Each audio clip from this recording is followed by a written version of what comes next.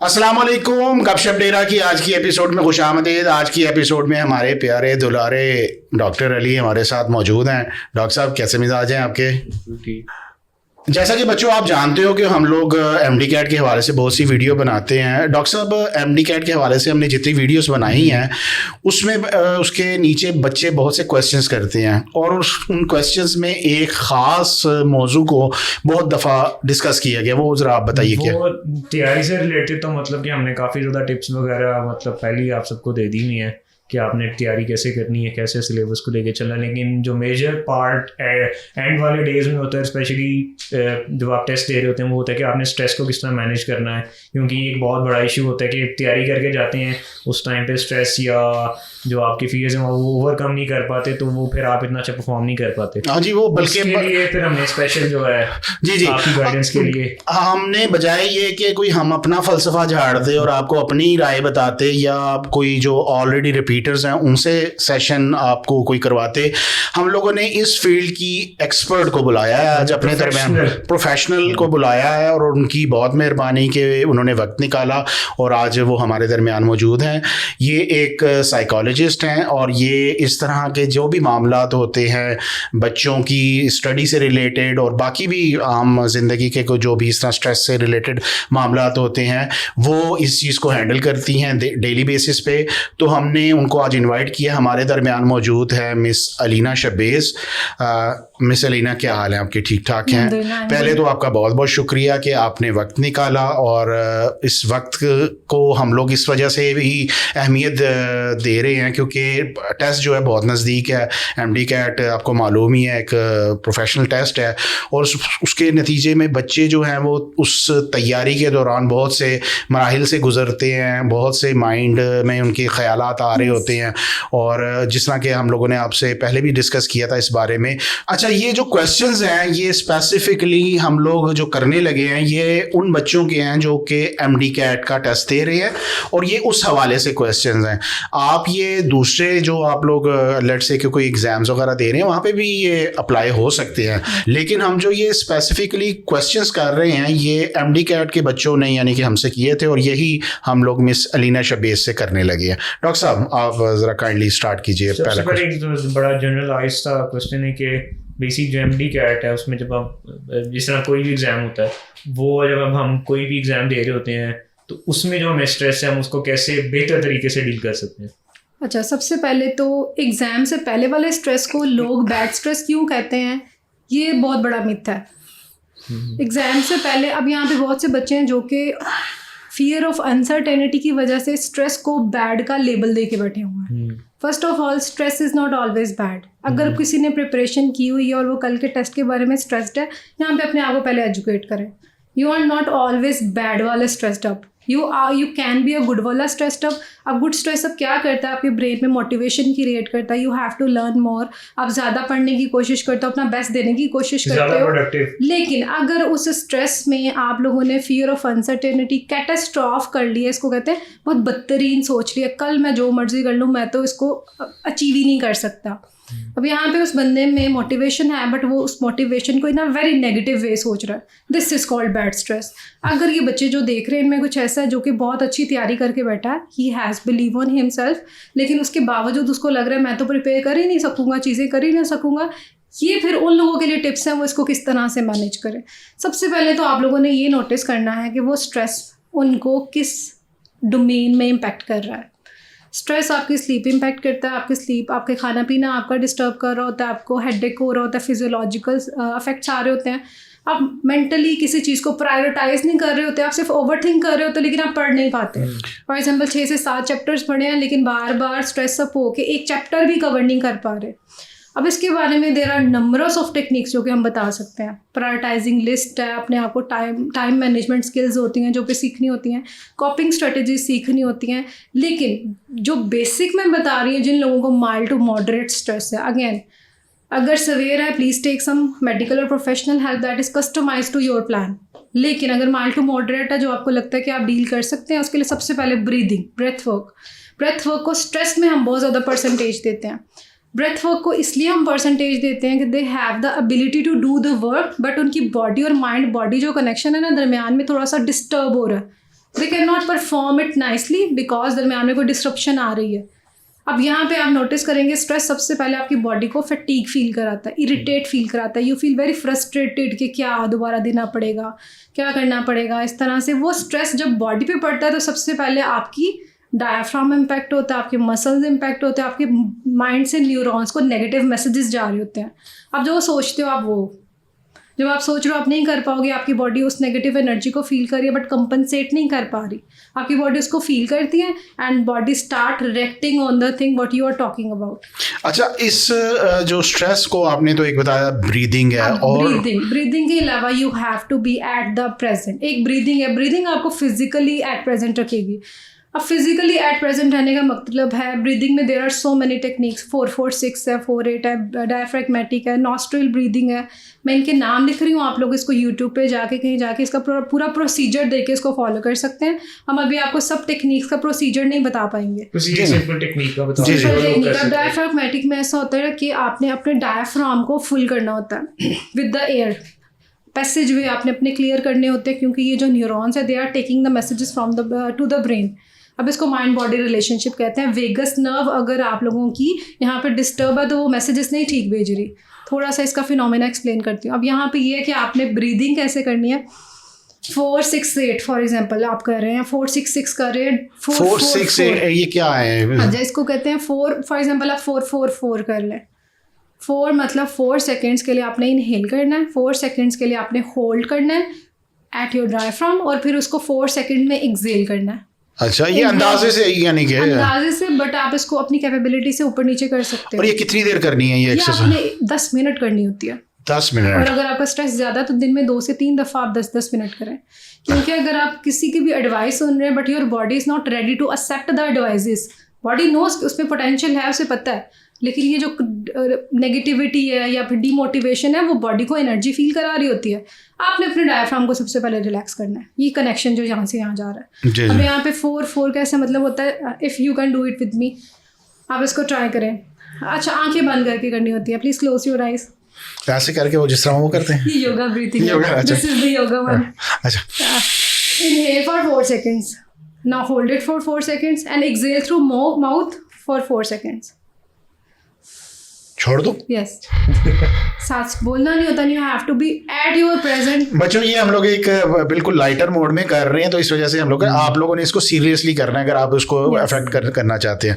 ये तो हम लाइटर मोड में आपको उसको बता रहे हैं। सिर्फ एक दफा किया है, लेकिन we have to repeatedly and consistently do it. अब जब भी आपको स्ट्रेस हो रहा है, आपकी बॉडी रिलैक्स है, आपका फोकस और अलर्टनेस बड़ी अच्छी हो जाती है इसमें। ब्रेथ वर्क को बड़ा लोग कहते हैं कि आप इस पर बड़ा फोकस करते हो, this is a temporary thing. काम आप नहीं करना है, you are just temporarily managing your body.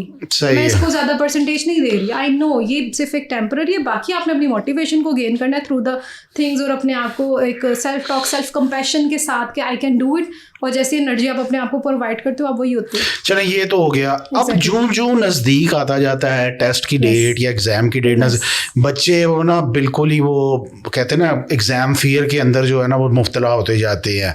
जो नज़दीक आते हैं वो ज़्यादा उनका वो स्ट्रेस लेवल और वो ये चीज़ें जो है ना, डर खौफ जो होता है ये बढ़ता जाता है। वो क्या होगा, नींद नहीं आ रही, खाना नहीं खाया जा रहा, बाकी वो हम इसको एक, आप तो इसको एज अ स्टेटमेंट बोल रहे हैं, हम इसको एक टर्म कहते हैं that is called over generalisation. उनकी कॉग्निशन, सोचने समझने का अमल जो होता है वो डिस्टॉर्टेड हो चुका होता है, यानी कि वो छोटी चीज को भी, हाँ, बात को भी डिस्टॉर्ट कर रहे हैं। अब डिस्टॉर्ट का मतलब ऐसा होता है, इफ यू आर, जैसे आपने ऐनक पहनी हुई है, अगर इसके ऊपर रेड कलर कर देंगे, आप दुनिया को कैसे परसीव करोगे, बाय ट्रांसपेरेंट या फिर रेड कलर का? रेड कलर का obviously. In the same way हमारी ज़ुबान में एक कॉग्निटिव डिस्टॉर्शंस होती हैं जो कि दिमाग पे गलबा कर लेती हैं। ओवर जनरलाइज कर लेना नेगेटिविटी को, पॉजिटिव पर्सपेक्टिव्स आपके माइंड में नहीं आते, आप नेगेटिविटी को इतना ओवर जनरलाइज कर रहे होते हो। ओवर जनरलाइजेशन की वजह से आप फिर कैटास्ट्रॉफ कर रहे होते हो अपने फ्यूचर को। आप कभी इन बच्चों को सुने जो कि 5 दिन या 6 दिन पहले जिनका कोई टेस्ट है बहुत इंपॉर्टेंट, जिनकी उनका प्रोफेशन रिलाई करता है, बहुत स्ट्रेस अप होते हैं, और स्ट्रेस अप में वो सारा फ्यूचर कैटास्ट्रॉफ कर रहे होते हैं। ये तो नहीं तो कुछ भी नहीं। अब ये चीज़ रियल नहीं है, बट उनकी थिंकिंग में वो कुछ और सोच ही नहीं पाते। अब ये पॉजिटिव पर्सपेक्टिव से भी ठीक है, बट वो इसको अच्छे से मैनेज ना कर पाएँ तो वो बच्चे यहाँ पे एग्जाम्स में आगे अच्छा परफॉर्म नहीं कर पाएंगे। कैटास्ट्रॉफिक थिंकिंग आपके पैरासिम्पैथेटिक नर्वस सिस्टम को ऑलवेज फाइटिंग मोड में रखा हुआ है इसने। अब उसमें आपका बॉडी ज़्यादा परफॉर्म कर रही है, आपका डाइजेस्टिव सिस्टम डिस्टर्ब हुआ, आपका गट ब्रेन रिलेशनशिप, आपका शॉर्टनेस ऑफ ब्रेथ आपको हो रही है, फोकस, अलर्ट ब्रेन, सारे ऑर्गन्स चल रहे हैं पैरासिम्पैथेटिक नर्वस सिस्टम पे। अब वो नहीं कर पा रहे तो वो चीज़ें नहीं हो रही। यानी कि अगर हम इसको सिंप्लीफाई करें कि तो ये कह सकते हैं कि ओवर थिंकिंग और नेगेटिव थिंकिंग वो अपने आप में जनरलाइज करते हैं अपने ऊपर गलबे। अब यहाँ पे एक मैं इनको टिप देना चाहूँगी, you are at your present, you have the chance to study. अब यहाँ पे प्रेजेंट में रहे, आप 5 दिन के बाद की सोचे क्यों सोच रहे हैं? ये देखना बड़ा वैलिड पॉइंट। माइंडफुलनेस, इसको this is called grounding. Ground, this is not for exam, this is for everyone. यानी कि कल का क्या होगा, कल का ना सोचे, आज जो टाइम है उसको अवेल कर। 1 घंटे के बाद का सोचने का मैं एग्जाम्स वालों को अलाउ करती हूँ, 1 घंटे के बाद का सोच लो। मैं 1 मिनट के बाद के सोचने का भी अलाउ नहीं करती। You don't have the power to even reverse 1 minute of your life and to move on 1 minute of your life. I have moved the pen, I cannot reverse that time. यानी कि live in present. Live at present. हाँ ठीक है। Grounding, ground कर लो अपने आप को present। इसके लिए टेक्निक है। अब इसमें हम 5 4 3 2 1 टेक्निक भी इसको बोलते हैं। आप इसको 2 3 3 दफ़ा भी कर सकते हो। अब इसको ये दूसरे क्वेश्चन का आपका आंसर है, एंड ये बच्चों को मैं लिटरली एक टेक्निक वाइज आपके आंसर कर रही हूँ, क्योंकि कस्टमाइज और अगर पर्सनालिटी ट्रेट्स या फिर ब्रिंगिंग पे बात करने लग जाए तो बहुत वाइड टॉपिक हो जाएगा। We can not talk about that in such a precise video. तो मैं एक दूसरी टेक्निक बताऊंगी, that is called grounding. First was breath work and second is grounding. अब ग्राउंडिंग में क्या होता है कि अल्लाह ताला ने आपको 5 सेंसेस दी हुई हैं। 5 सेंसेस से ज़्यादा अल्लाह ताला ने आपको कोई 6ठी 7वीं सेंस नहीं दी हुई। Hearing, vision, taste, smell, touch, not 6th sense. अब अल्लाह ताला ने कहा इसमें खुद को ग्राउंड कर लो। एट राइट नाउ 3-5 चीज़ें जिनको आप देख सकते हो, name it. I can name 5 things, कोई भी 5 चीज़ों को नेम कर लो, देखो, take some time, name the things. Okay, now 3 things that you can hair.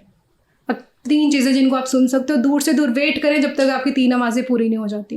Then 2 things जिनको आप टच कर सकते हो, 2 चीज़ें जिनको आप स्मेल कर सकते हैं, 1 चीज़ जिसको आप टेस्ट कर सकते हो।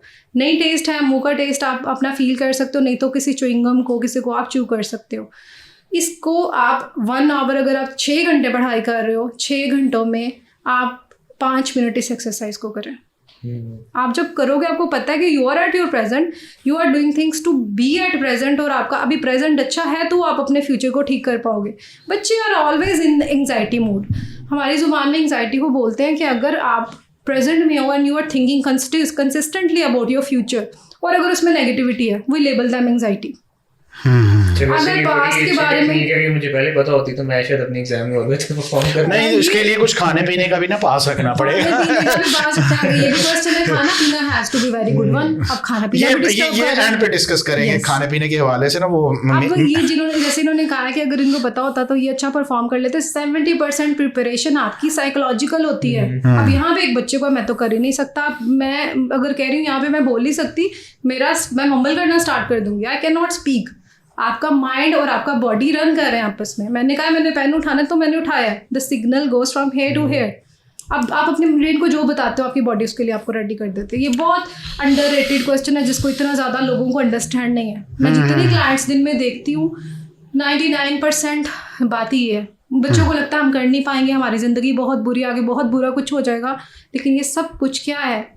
Over generalization, catastrophic thinking, all और नथिंग करके बैठे हैं लाइफ को। दरमियान वाली थिंकिंग ही नहीं है, कॉपिंग स्ट्रेटजीज ही नहीं है, नेगेटिव कॉपिंग स्ट्रेटजीज लाई हुई हैं, चुप कर जाते हैं, बात नहीं करते।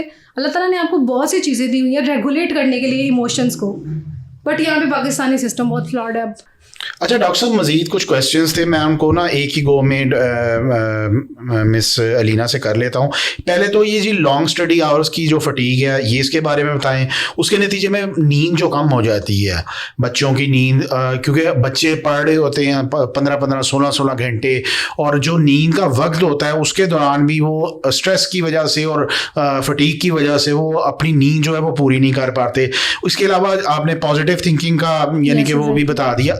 इन चीज़ों को कैसे कंट्रोल किया जा सकता है? जो इतने लॉन्ग आवर्स बच्चे स्टडी कर रहे होते हैं मुसलसल बैठ के 8-8 9-9 घंटे, इसके दरमियान वो क्या करें? कोई ब्रेक लें, कोई इस तरह? मैं अपनी एग्जाम्पल सोचता हूँ, जब मैं पढ़ता होता था तो जब मैं सोने भी लगूँ या मुझे नींद भी आ रही है तो मेरे दिमाग में हमेशा वही चल रहा है कि अगर मैं एमकेट का पढ़ रहा हूँ या मैं अपने एग्जाम की बीडीएस का पढ़ रहा हूँ, कोई फाइनल ईयर का, थर्ड ईयर का, तो वो अगर मैं 4 घंटे सो भी रहा हूँ ना तो उसके दौरान ही मेरा दिमाग वही सोच रहा है। उसके अलावा अगर मुझे नींद का भी मसला आ रहा है तो वो उनकी टेक्निक्स बताएं कि उनको हम किस तरह कर सकते हैं।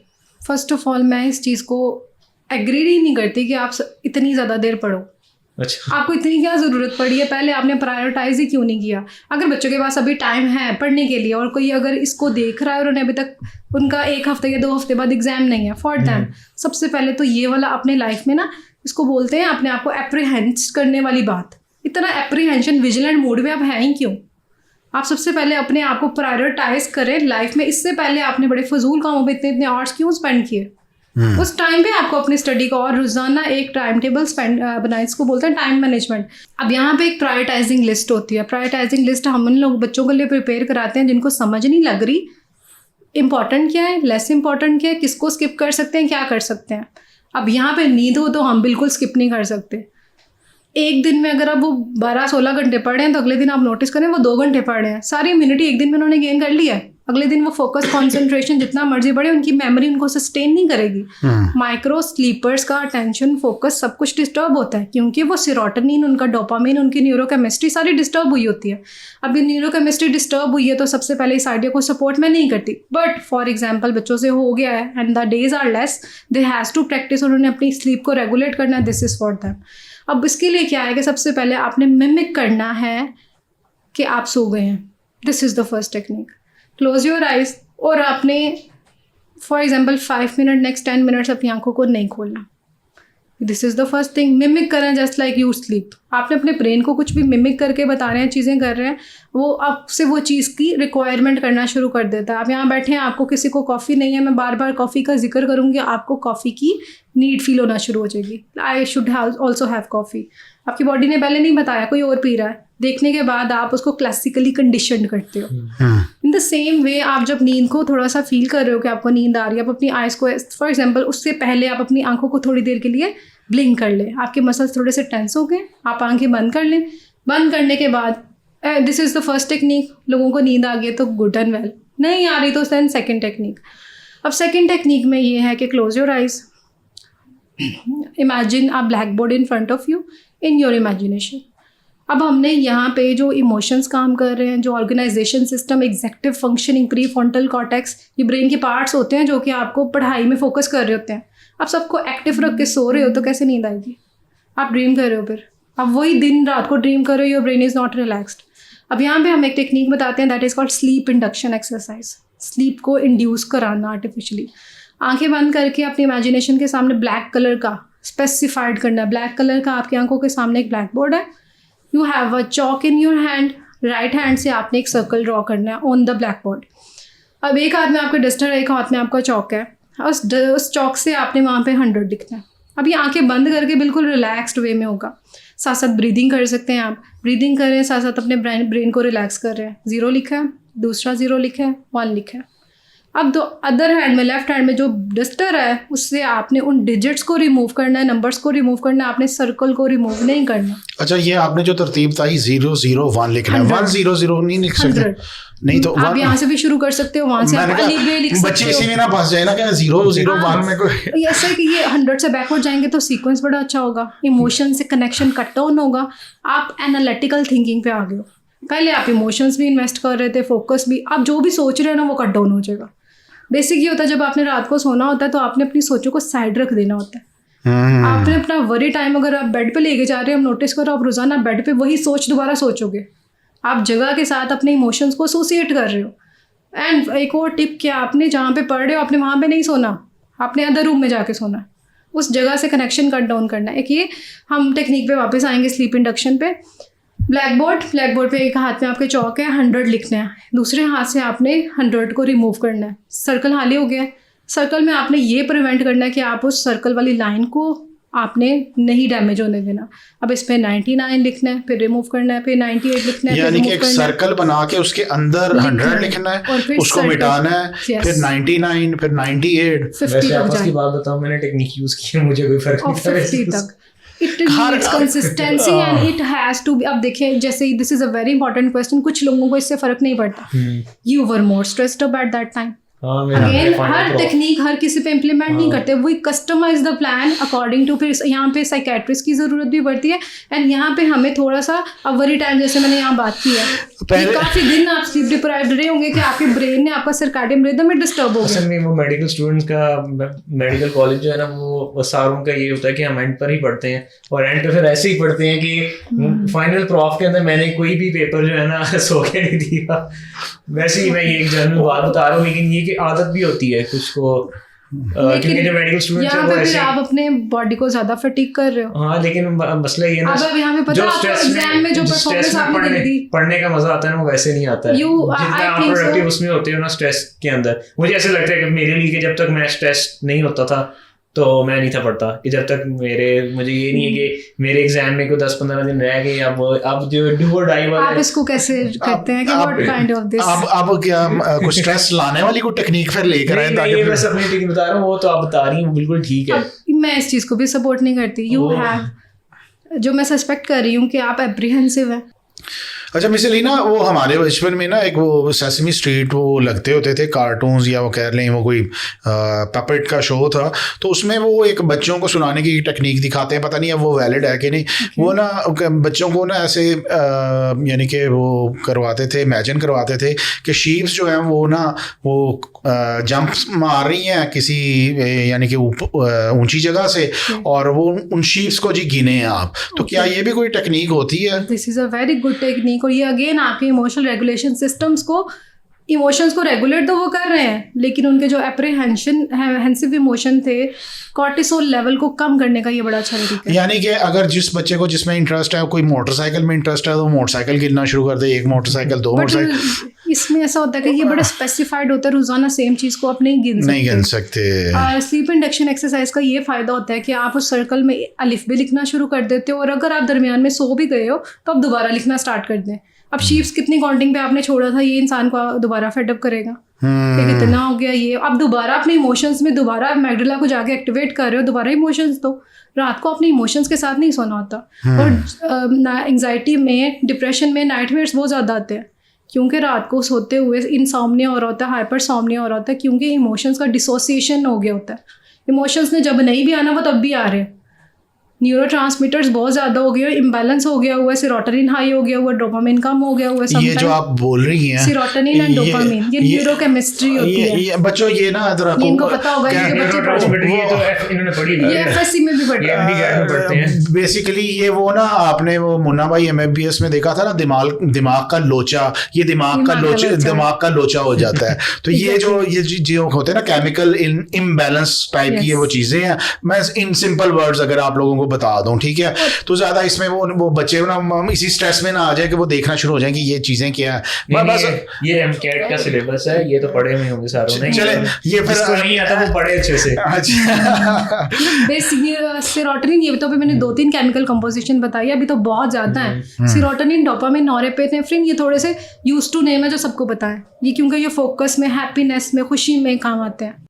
अच्छा मिस अलीना, ये जो बच्चे एग्ज़ाम की प्रेपरेशन के दौरान इनका डाइजेस्टिव सिस्टम अक्सर डिस्टर्ब रहता है, भूख उड़ जाती है, और क्या चीज़ वो खाएं और किस चीज़ से इज्तनाब करें, कोई इस बारे में भी बताएं, क्योंकि ये जो आपका खाने का यानी कि सिलसिला है, ये आपकी हर चीज़ को अफेक्ट कर रहा होता है। ठीक है, वो जाहिर बात है, आपका जिस्म जो है उसको फ्यूल नहीं मिलेगा, तो प्रॉपर फ्यूल अगर आप नहीं देंगे, एक गाड़ी जो है वो डीजल पे चलती है, उसके अंदर पेट्रोल डाल देंगे तो वो उसने तो सारा वो सिस्टम ही डाउन कर देना। तो क्या चीज़ें हैं जो उनको करनी चाहिए, खानी चाहिए, और क्या नहीं खानी चाहिए, इस बारे में कुछ बताओ। अगर ये क्वेश्चन एमडी-कैट के बच्चे देख रहे हैं तो उन्होंने एग्जैक्टली एक टॉपिक पढ़ा होगा, that is called gut and brain relationship. अब गट एंड ब्रेन रिलेशनशिप में क्या होता है कि आप जो भी खा रहे होते हो, आपके ब्रेन को उसकी प्रोसेसिंग और उसकी जो भी फंक्शनिंग हो रही होती है उस फूड पर डिपेंड करके हो रही होती है। आप नोटिस करेंगे, कहते हैं बादाम खाएं, लेकिन बादाम तो हम गट में लेके जा रहे हैं, उससे ब्रेन कैसे तेज होगा? वॉलनट खाएं, बादाम खाएं, इस बात को, कंसेप्ट को अंडरस्टैंड करने का ये बड़ा अच्छा तरीका है कि whatever you are eating your brain is literally implementing on it. अब यहाँ पे बच्चे एग्जाम से पहले क्या ज़्यादा प्रेफर कर रहे होते हैं कि अच्छा खाएं, जो चीज़ उनको पसंद है। और आजकल की जनरेशन को क्या पसंद है? Fast food, pizza, burgers, momos and things.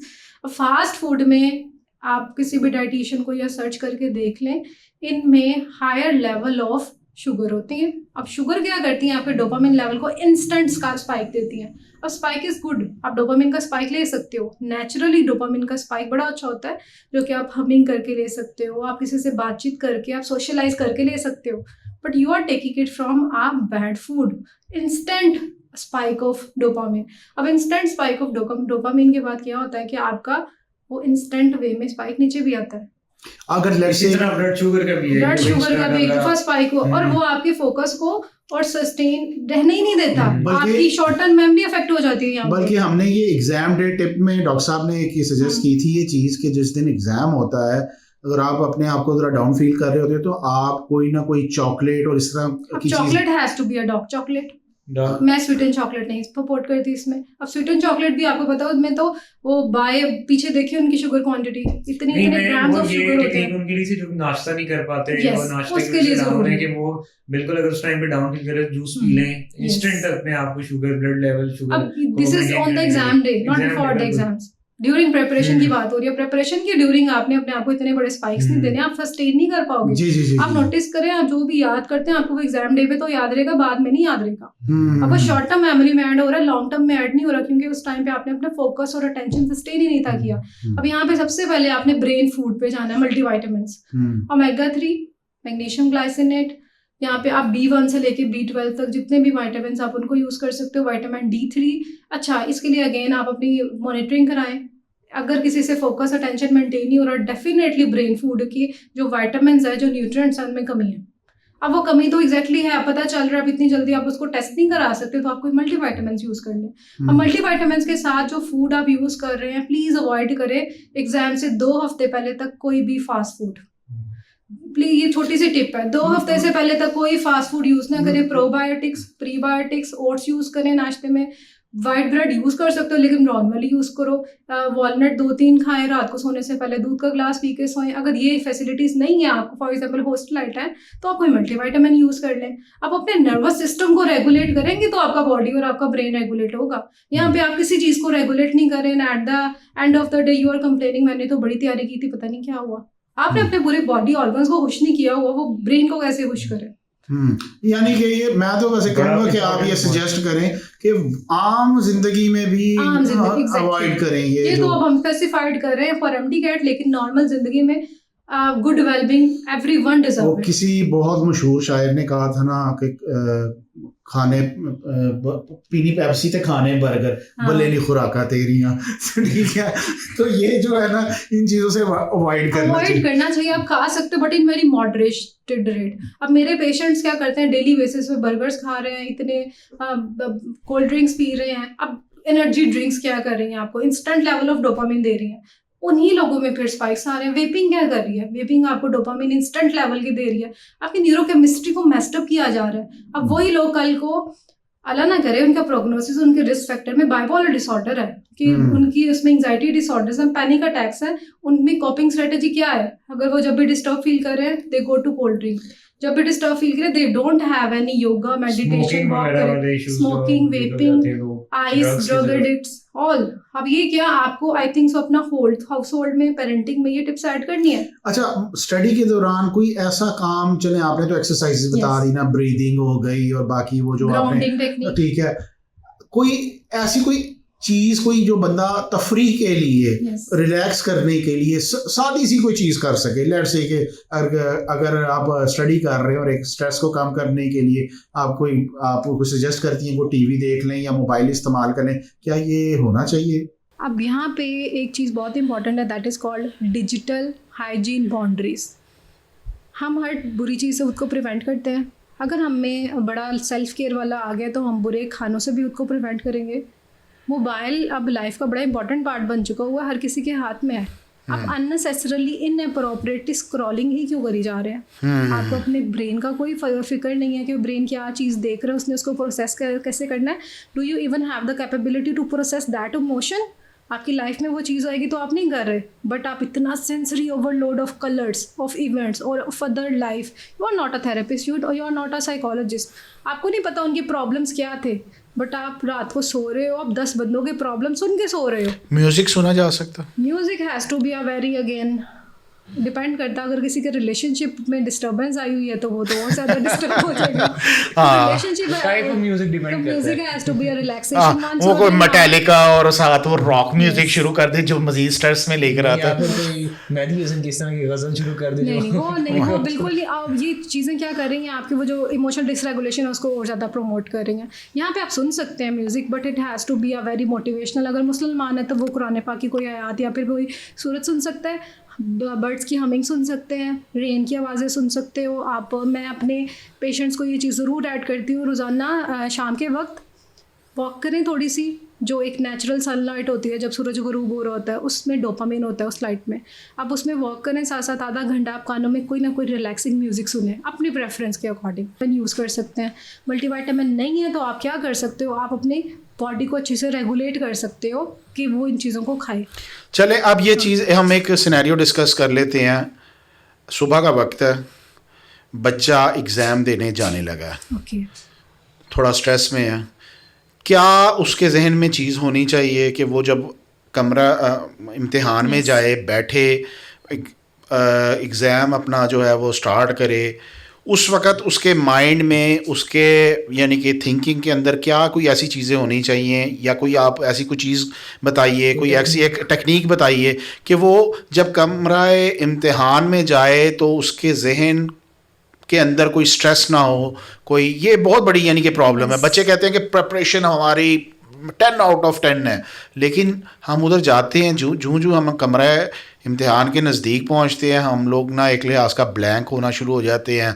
Stress level हमारा बढ़ता जाता है और जब पेपर सामने आता है तो हम लोग बिल्कुल ही ब्लैंक होते हैं. और ये डॉक्टर साहब के साथ भी हो चुका है. फर्स्ट अटैम्प्ट में इनकी बहुत अच्छी तैयारी थी, लेकिन ये वहाँ जाके ब्लैंक हो गए. यहाँ पे सबसे पहले तो स्लीप, 7 to 8 आवर्स की स्लीप ली हुई है कि नहीं ली हुई. अब जैसा मैं कह रही हूँ, माइक्रो स्लीपर्स में फोकस, अटेंशन कम होता है, वो सस्टेन नहीं कर पाते अटेंशन को. आपका कंसर्न यही है, सामने मार्कशीट आ गई है, they are doubtful whether this is the question और not, this is the answer और नॉट. लेकिन बात फिर वही आ जाती है, वो तमाम टेक्निक्स के बावजूद भी नींद नहीं आ रही. अब यहाँ पे they should take a psychiatric something, they should take a medicine और समथिंग. और ये हर चीज़ का कंट्रोल. पहला पॉइंट आ गया कि नींद कोशिश करें कि पूरी कर लें. लेकिन अब यहाँ पे सब कुछ आपने अपने आप को फोकस नहीं करना. हो सकता है अंडरलाइन में उस इंसान को कोई एंग्जाइटी इश्यूज, अगर उससे स्ट्रेस अच्छे वे में मैनेज नहीं हो रहा. व्हाट इज़ द रीज़न कि नहीं मैनेज हो रहा? Inspired doing all the techniques भी कर ली हैं, चीज़ें भी कर ली हैं, उसको थोड़ी सी एक प्रोफेशनल हेल्प की ज़रूरत है. और इसको इतना स्टिग्मेटाइज नहीं बनवाएं. साइकेट्रिस्ट के पास जाएं, वो आपको न्यूरो ट्रांसमीटर्स को मेडिकली बैलेंस करने का तरीका बताएं. मैं उस दिन के लिए बात कर रहा हूँ क्योंकि उस वक्त तो नहीं ये काम कर सकते. Exactly. ये तो पहले हो सकता है. उससे पहले sleep should be 7 to 8 hours. नहीं तैयारी नहीं, जितनी % उसकी तैयारी हुई होगी वो भी उसको भी डिस्टर्ब कर लेगा. तो 7 to 8 आवर्स की स्लीप बहुत इंपॉर्टेंट है. फास्ट फूड नहीं खाना. सुबह कोई अच्छा सा मल्टीविटामिन खा के जाए, साथ अपने आप को अच्छे से योगा, मेडिटेशन या कोई भी ब्रेथ वर्क ज़रूर करके जाए. ताज़ी हवा में सांस ले, बट ब्रेथ वर्क ज़रूर करें. हम नोटिस करें जब वो एग्ज़ाम हॉल में जा रहे हैं, आपका एक्सपीरियंस है, आपने क्या नोटिस किया सबसे पहले क्या डिस्टर्ब होता है? Your breathing. वो 4-4-4 वाली टेक्निक जो है 4-4 कर ले, नॉस्ट्रिल कर ले. There are 7 to 10 forms of breathing. बच्चों ये कई जो टेक्निक्स मिस अलीना बता रही हैं, ये आप लोग गूगल भी करके इसकी मजीद डिटेल ले सकते हैं. हम लोग इसको जनरल डिस्कस कर रहे हैं तो अभी वहाँ से ले लें. अच्छा, अब पेपर स्टार्ट हो गया, उस दौरान बंदे को किस तरह अपने आप को मोटिवेट करे? अब मैं इसको बहुत सिंप्लीफाइड कर रही हूँ टॉपिक को. वेदर इसकी मैनेजमेंट अगर बहुत ज़रूरी है तो मेरे ख्याल से एक इंसान को एक्सपोजर रिस्पॉन्स प्रिवेंशन पहले ही कराना है कि तुम एग्जाम हॉल में जा रहे हो, तुम पहले ही अपने फियर्स को एक्सपोज करके जाओ. अब हमारे पास ये वाला अभी अपॉर्चुनिटी नहीं है. एग्जाम हॉल में चला गया बच्चा, वहाँ पे जाके उसको शॉर्टनेस ऑफ ब्रेथ हो रही है, शैलो ब्रीदिंग हो रही है. इन मेडिकल वर्ड्स कहते हैं sympathetic nervous system, parasympathetic nervous disturb है. अब यहाँ पे नर्वस सिस्टम अगर डिस्टर्ब हो गया तो यहाँ पे आपने ब्रीदिंग करके अपने आप को ग्राउंड करके, you can also add EFT. ये तीनों जो कॉम्बिनेशन है ये लिटरली आपको कोई EFT 5 से क्या मिनट मुराद होती है? EFT is a tapping exercise. Tapping exercise. Tapping, आप इसको गूगल करें EFT टैपिंग एक्सरसाइज, और आपने उन स्पेसिफिक बॉडी पार्ट्स पे टैप करके कुछ अफर्मेशन को दोहराना होता है। अब ये भी तो हो सकता है ना, वो उधर बैठ के वो टैपिंग एक्सरसाइज करेंगे तो वो ऑड लगेगा। ऑड लगेगा, वो बच्चे फिर अब दे हैज टू, अगेन ये बड़ा सिंप्लीफाइड हम कर रहे हैं, बट ये they has EFT too, muscle आप उससे relaxing- पहले भी muscle कर relaxing एक सकते exercise है हो। ना? It is a kind of tapping. You have to tap specific, this is a neurological exercise, specific part of your body. Specific Neurological points points of your होते body, हैं। अच्छा, point, eyebrows, ये आपके knows के करीब, आपके ये वाले बोन पे। इसमें पहली तो टेक्निक होगी कि आप ब्रीदिंग कर लें। अगर Yes. लेट्स से कि वहां पर आप लोग हो रहे हैं, पानी एक- अच्छा ठीक मिकदार है, में पी के जाएं। 1-2 मिनट के लिए आप रुक जाएं, ब्रीदिंग करें। Yes. ठीक है, 2-4-5 मिनट जितना भी आप वो स्पेयर कर सकते हैं टाइम, ब्रीदिंग कर लें। अपने आप को और- प्रेजेंट में लेके आए, ठीक है, अपने EFT थॉट्स में नहीं रहे। जी, EFT आपने बताया। EFT आपको थॉट से फ्यूचर से आपको प्रेजेंट में लेके आएगी, चलें, दैट यू आर अगर रिलैक्स। लेट्स से कि आपका स्ट्रेस लेवल फिर भी नीचे नहीं आ रहा और आप बिल्कुल ही ब्लैंक आउट होते जा रहे हैं, तो EFT टेक्निक या आप गूगल कर और लीजिएगा। EFT के साथ जो आपने लाइंस बोलनी है, the affirmations you will speak, वो आपके अकॉर्डिंग होनी चाहिए। किसी को उस टाइम पे सोशल एंग्जाइटी हो रही है, ज़्यादा लोग नहीं देखे जा रहे, किसी को उस टाइम पे अपने पे फियर हो रहा है, शायद मेरे से अब आप एक स्टेटमेंट को एग्जाम हॉल के 1000 बच्चों पे नहीं इम्प्लीमेंट कर सकते। Everyone has a different mindset. कि कोई रास्ते में अपने पेरेंट्स के साथ आ रहा था, किसी ने डिग्रेडिंग लाइन बोल दिया, उन्होंने सारी जो प्रिपरेशन की थी वो डिग्रेड फील ये कर। जो techniques there are so many, और आप उसके अकॉर्डिंग उसको फिर चेंज करें। For I can do it, the statement does not mean me, वो मैं नहीं डिफाइन नहीं करता कि मैं वो हूँ। अब अपने आप को चेंज करो, करिए। यानी कि जो टेक्निक्स बता रही हैं मिस अलीना, आप एग्जाम से पहले ही आप इसको एक दफा करके ट्राई जाओ, yes. कर लीजिएगा। जो आपको अपने लिए बेहतर लग रही है, वहां पर अगर आप लोगों को इस तरह की कोई फीलिंग आ रही है, तो वहां पर आप लोग 2-4-5 मिनट के लिए इसको इम्प्लीमेंट कर यस, लीजिएगा। ये इसके आपको अलावा हेल्प करेगी, आपका नर्वस सिस्टम बहुत अच्छा रेगुलेट हो जाएगा। पैरासिम्पैथेटिक नर्वस सिस्टम, पहले आपको, अब फाइटिंग मूड में आप कुछ भी अच्छा कर सकते हो, यू आर डूइंग, ऐसे हो जाए वाई हो can group, you are doing it. Panic की सिचुएशन में आप कितना अच्छा काम कर सकते हो। आपको अपनी body, parasympathetic, sympathetic nervous system को, इमोशंस को, अपने ब्रेन को, अपने गट को रिलैक्स रखना है in order to give a alert and a focused performance. अगर आप वो नहीं दे पाओगे, बाकी सबको आपने फाइटिंग मोड पे रखा हुआ है, फाइट एंड फ्लाइट में पूरी body, and you are trying, you will give your 100% on the test, जिसपे आपने 1 साल पढ़ाई की हुई है, तो वो कोई नहीं दे पाएगा। द 70% ऑफ मेंटल परफॉर्मेंस और 30% ऑफ एकेडमिक परफॉर्मेंस, ये है हमारा एक परसेंटेज। आप 70% अगर अपने आप को मेंटली नहीं अलाउ करोगे, जो आपने प्रिपरेशन की हुई है वो आपकी ड्रैग हो जाएगी। बच्चों, ये एक जनरल सी डिस्कशन थी और कुछ क्वेश्चन आपके थे जिसका आंसर हमें सलीना से हमने लेने की कोशिश की है। लेकिन अगर आपको फिर भी महसूस होता है कि आपको मज़ीद इस सिलसिले में किसी हेल्प की ज़रूरत है, तो आप 1-to-1 सेशन बुक करवा सकते हैं। मिस, हाँ जी, प्रोफेशनल हेल्प की ज़रूरत है तो आप 1-to-1 सेशन मिस सलीना के साथ बुक करवा सकते हैं। मैं इनका इंस्टा हैंडल और व्हाट्सएप नंबर जो है वो डिस्क्रिप्शन में दे दूँगा, आप इनसे डायरेक्ट रब्ता कर लीजिएगा। मिस सलीना, आपका बहुत बहुत शुक्रिया। ये बात भी, जो गपशप डेरा की ऑडियंस है उनके लिए स्पेशल जी जी, बिल्कुल, गपशप डेरा की जो ऑडियंस है उनके लिए अगर आप मिस अलीना से 1-to-1 सेशन रखते हैं तो वो 10% आपको डिस्काउंट करेंगी, और आपने उस वहाँ पर गपशप डेरा का हवाला देना है, और इनके साथ जब सेशन की बुकिंग होगी तो उसमें फ़ीस में आपको 10% ऑफ हो जाएगा। डॉक्टर साहब, आपका भी बहुत बहुत शुक्रिया। बच्चों, आपका भी बहुत बहुत शुक्रिया। होपफुली ये आपके लिए एक हेल्पफुल वीडियो होगी और इसमें से आप बहुत सी जो चीज़ें हैं आपको जो हेल्प देंगी आपके एग्ज़ाम के लिए, MD कैट के लिए, या और भी किसी एग्ज़ाम के लिए जो आप देने जा रहे हैं। तो ये एक ऐसी डिस्कशन थी जो आप ज़रूरी नहीं कि MD कैट के अंदर अप्लाई करें, किसी और टेस्ट सेशन के अंदर या कोई और आपका फील्ड है उसमें के अंदर आप अप्लाई कर सकते हैं। बहुत बहुत शुक्रिया। Thank you. अल्लाह हाफ़िज़।